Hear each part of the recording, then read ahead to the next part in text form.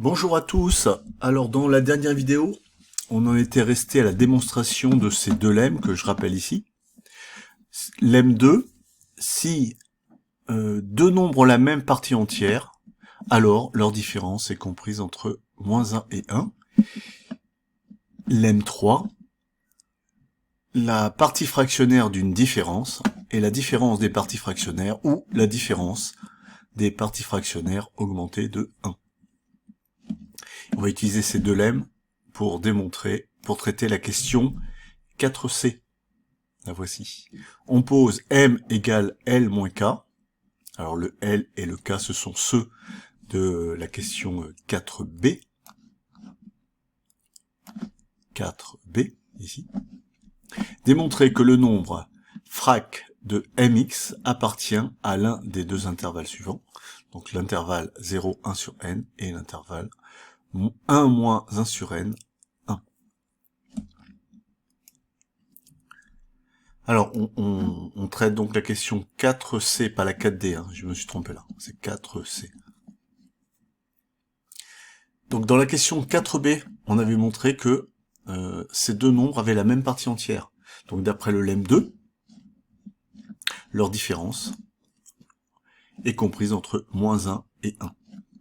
Donc n frac de Lx moins n frac de Kx est comprise entre moins 1 et 1. On divise par n, les trois membres de l'inégalité, et on obtient frac de Lx moins frac de Kx, strictement compris entre moins 1 sur n et 1 sur n.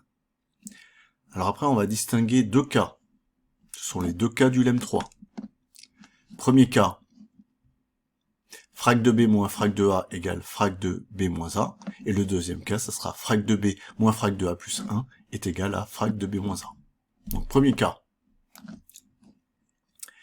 on suppose qu'on a frac de Lx moins frac de Kx qui est égal à frac de Lx moins Kx.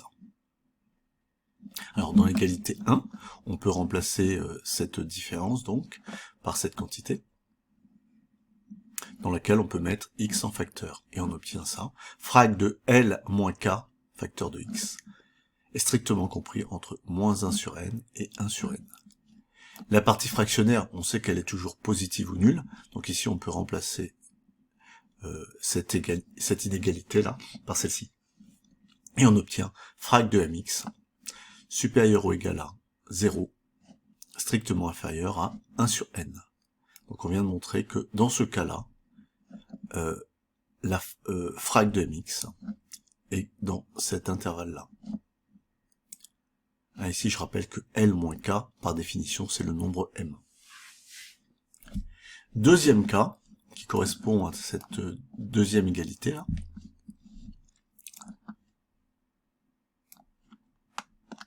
Deuxième cas, frac de Lx moins frac de Kx augmenté de 1 est égal à la partie fractionnaire de cette différence.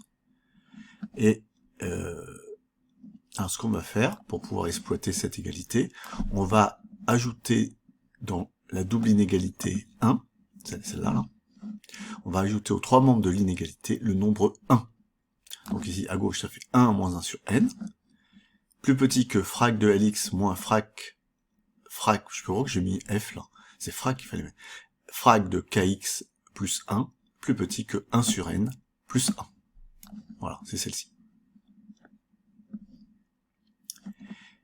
Mais ceci, on est dans le deuxième cas, cette somme-là, c'est égal à la frac de cette différence, dans laquelle on met x en facteur. Et on obtient 1 moins 1 sur n, strictement plus petit que frac de L moins K x, strictement plus petit que 1 plus 1 sur n. On sait que la partie fractionnaire, de toute façon, elle est strictement plus petite que 1. Donc ici, cette inégalité, on peut la remplacer par celle-ci. Je rappelle que M, ça désigne L moins K. Et donc là, on vient de montrer que dans ce cas-là, la partie fractionnaire de mx, elle appartient à ce deuxième intervalle. À cet intervalle-là, ou celui-ci. Voilà pour ce qui est de la question 4C. On s'arrête là pour aujourd'hui.